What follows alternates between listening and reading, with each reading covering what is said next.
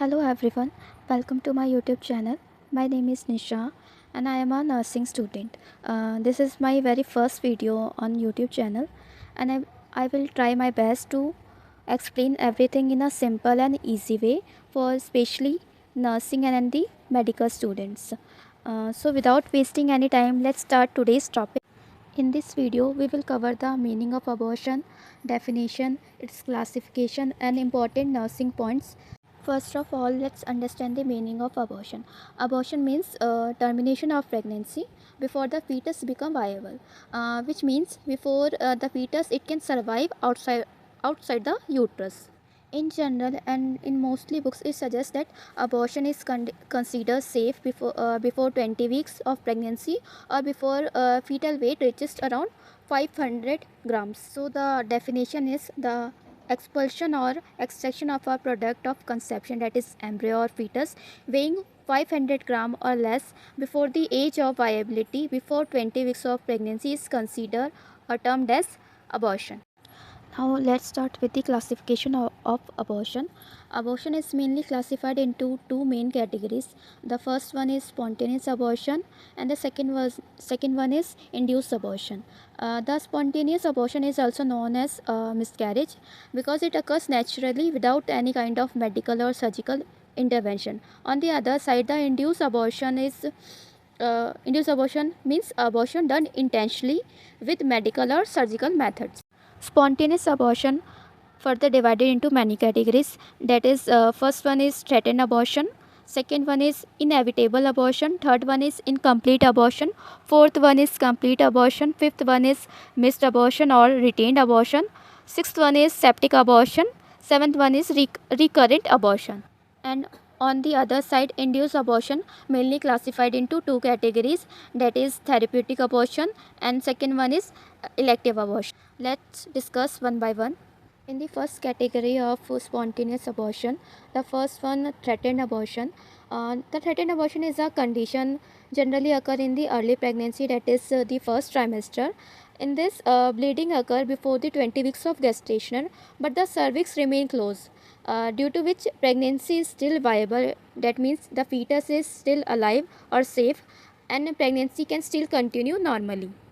The main features of threatened abortions are there is a vaginal bleeding seen in patient that can be mild to moderate, and lower abdominal pain with mild cramps may be present. Cervix is remain closed and there is no expulsion of product of conception, that is fetus, and the uterus size remains according to the gestational age, and in the fetal heart rate is also present during the examination. Next type of abortion is inevitable abortion. Inevitable abortion is one another type of spontaneous abortion in which abortion is unavoidable because the cervix is dilated, which means open, and there is a active vaginal bleeding seen in mother, usually with pain, and the product of conception are not yet completely expelled, which means कि जो patient या mother होती है उससे vaginal bleeding भी, active vaginal bleeding हो रही होती है, जिसमें मदर को एक्टिव बैक पेन होता है, एब्डोमिनल क्रैम्प्स होते हैं, और जो कि प्रोडक्ट कई बार नॉट कम्प्लीटली बट हाफली पार्शियली कई बार वो एक्सपेल्ड आउट भी हो जाता है, और एक्टिव ब्लीडिंग की वजह से जो प्रेगनेंसी होती है वो कंटिन्यू नहीं की जा सकती है. जो मेन फीचर होते हैं जो कि इनएविटेबल अबॉर्शन में देखे जाते हैं, the first one is heavy vaginal bleeding, severe lower abdominal cramps और बैक पेन.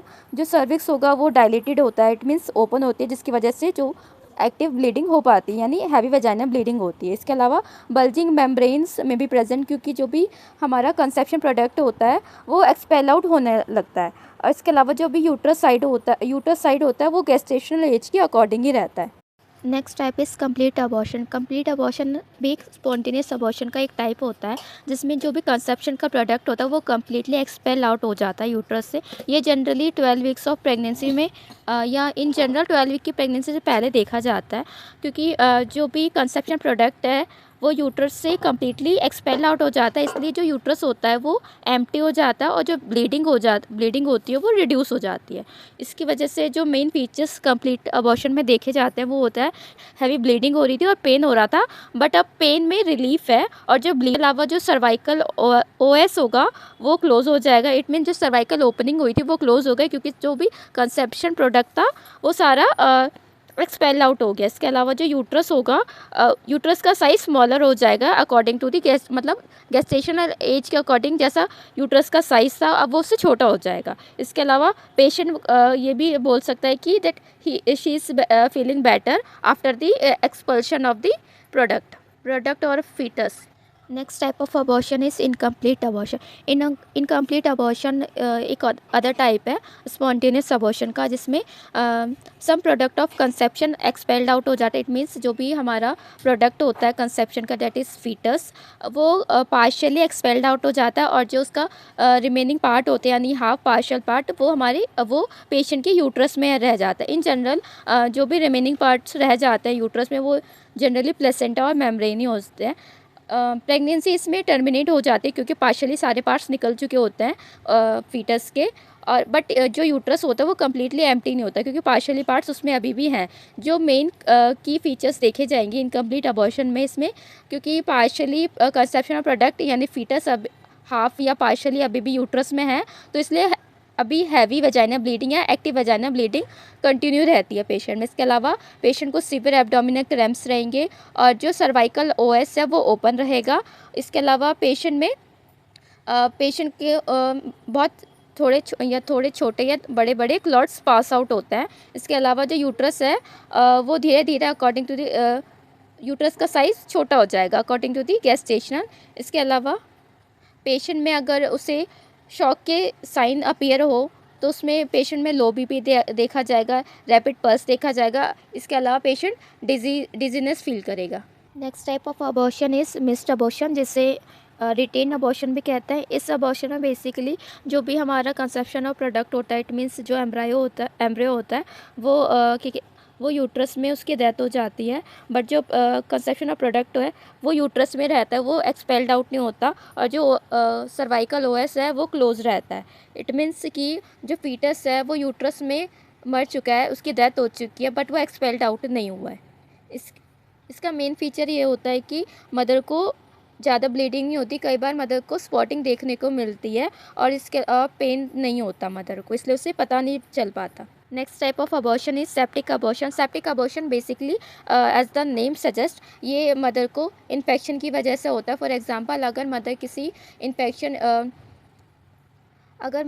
इन्फेक्शन से सफ़र कर रही है, फॉर एग्जांपल टॉर्च हो गया, या मदर को यूरिन इन्फेक्शन थे, या mother properly perineal hygiene maintain नहीं कर रही थी, तो इसकी वजह से भी there is a chances of risk की जो मदर है वो रिस्क में होती है अबॉर्शन के। जो मेन फीचर ये होंगे कि मदर को फीवर आएगा, इसके अलावा फाउल स्मेलिंग का डिस्चार्ज होगा, एब्डोमिनल पेन होगा, और कई बार रैपिड हार्ट बीट हो जाती है। Last type of spontaneous abortion is recurrent abortion. इसमें जो मदर होती है, पेशेंट होती है, वो continuous more than 3 times abortion recurrent abortion face करती है।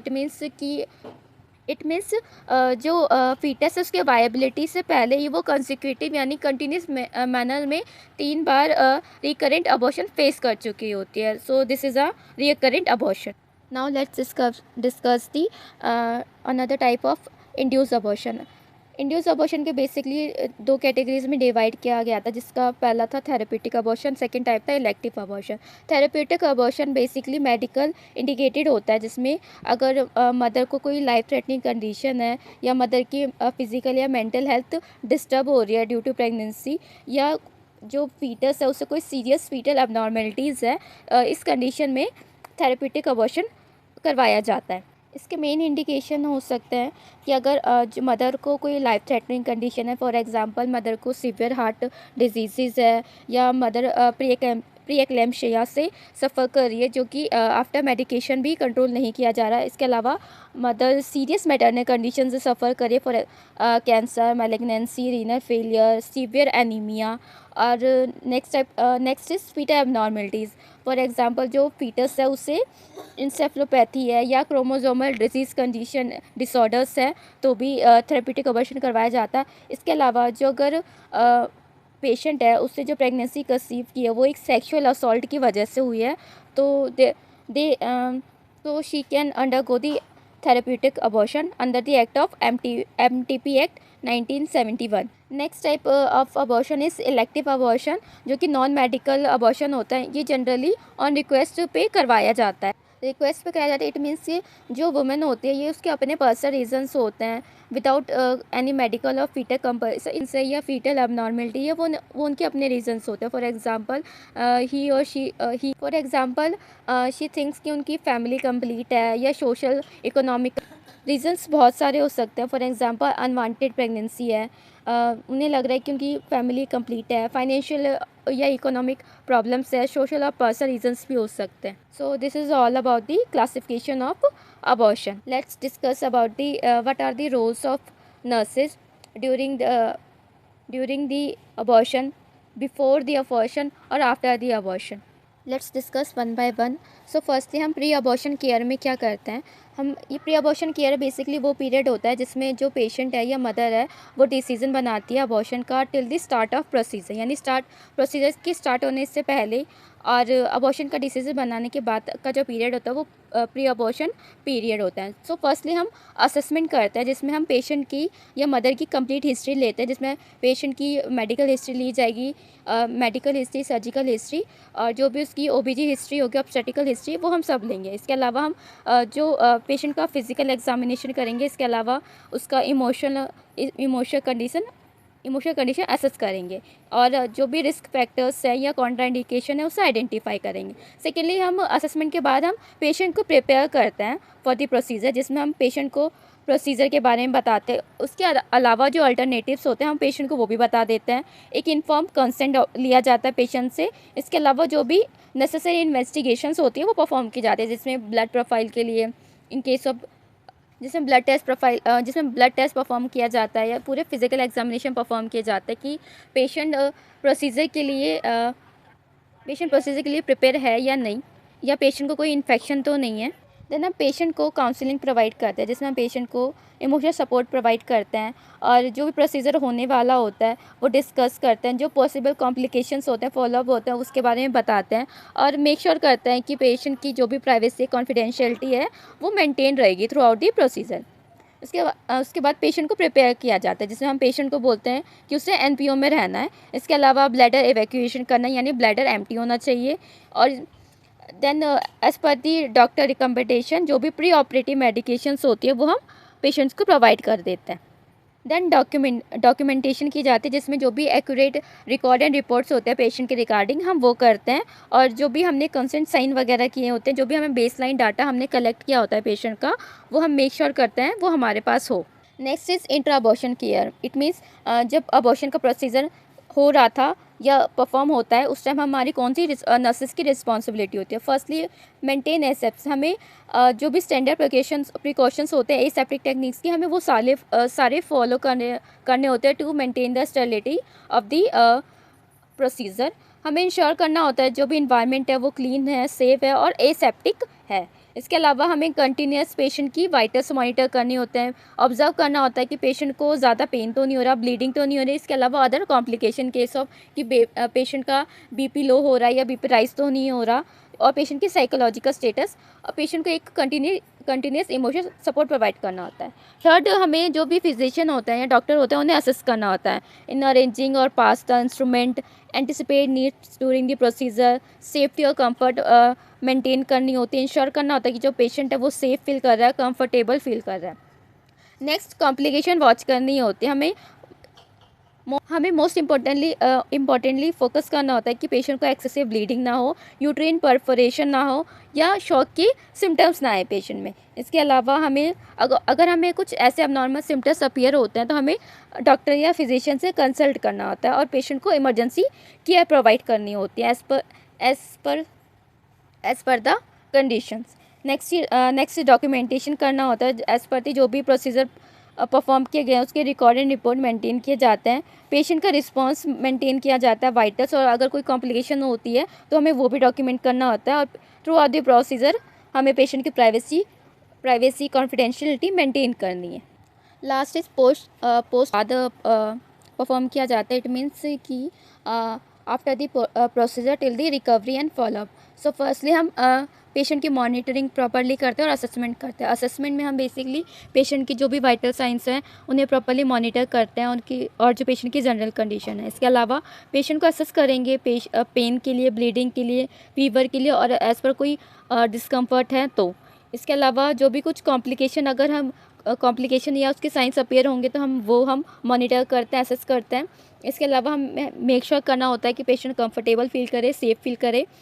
पेन मैनेजमेंट के लिए हम पेशेंट को, पेन रिलीफ के लिए हम पेन मैनेजमेंट करते हैं, जिसमें हम पेशेंट को एज प्रिस्क्राइब एनाल्जेसिक प्रोवाइड करते हैं। रेस्ट प्रोवाइड किया जाता है properly, rest and comfort. Patient को एक इमोशनल और साइकोलॉजिकल सपोर्ट प्रोवाइड किया जाता है। देन हेल्थ एजुकेशन में हम बेसिकली बताते हैं कि पोस्ट अबॉर्शन केयर में पेशेंट को कौन कौन सी बातों का ध्यान रखना है, उन्हें अपनी केयर कैसे करनी है। इसके अलावा हम पेशेंट को उनकी डाइट के बारे में एक एजुकेशन प्रोवाइड करते हैं, एक्टिविटी के लिए, पेरिनियल केयर के लिए, पर्सनल हाइजीन मेंटेन के लिए। इसके अलावा कुछ भी अगर जो भी वार्निंग साइंस होते हैं उसके बारे में हम पेशेंट को टीच कर सकते हैं। फॉर एग्जांपल ब्लीडिंग हो गया, या पेशेंट को फाउल डिस्चार्ज पेशेंट एक्सपीरियंस कर रहा है, फीवर हो रहा है, इस केस में पेशेंट को हॉस्पिटल आना और डॉक्टर से कंसल्ट करना है। Next is family planning counselling provide करता है, जिसमें जो भी पेशेंट अगर फैमिली प्लानिंग करना चाहता है, फॉर एग्जांपल कॉन्ट्रासेप्शन के डिफरेंट जो भी मेथड्स होते हैं हम पेशेंट को वो प्रोवाइड कर सकते हैं। इसके अलावा हम पेशेंट को इनकरेज करेंगे कि सेफ सेक्स प्रैक्टिस करें, स्पेसिंग मेंटेन रखें। इसके अलावा जो भी पेशेंट के पर्सनल चॉइस है उनका रेफर किया जाता है। इसमें बेसिकली हम पेशेंट को इंस्ट्रक्ट करते हैं एज पर कि जैसा भी फिजिशियन ने कहा है कि उन्हें नेक्स्ट अपॉइंटमेंट में अपने चेकअप के लिए आना है, कि उनका जो भी हम ट्रीटमेंट प्रोवाइड करे थे वो उन्हें बेनिफिट कर रहा है या नहीं। इसके लिए नेक्स्ट डॉक्यूमेंटेशन में जो भी पोस्ट ऑपरेटिव कंडीशंस होते हैं, जो भी एक्टिविटी परफॉर्म्स की गई हैं उनका रिकॉर्ड एंड रिपोर्ट होता है, और इसके अलावा जो भी रिकॉर्ड एंड रिपोर्ट्स है वो प्रॉपर्ली डॉक्यूमेंट किए जाते हैं। So this is all about this topic. I hope you all find this video helpful. As I said earlier that ये मेरी पहली वीडियो जो मैं YouTube पे बना रही, so I know very well there is some mistakes I have done. Then I make sure कि ये मिस्टेक दोबारा ना हो, और जो भी मेरी नेक्स्ट वीडियोस अपलोड होंगी वो उनमें आपको इम्प्रूवमेंट हो, और आई होप ये वीडियो आपके लिए हेल्पफुल है. So please like, share and subscribe to my channel for more nursing and medical topics. Thank you so much for watching. See you in the next video.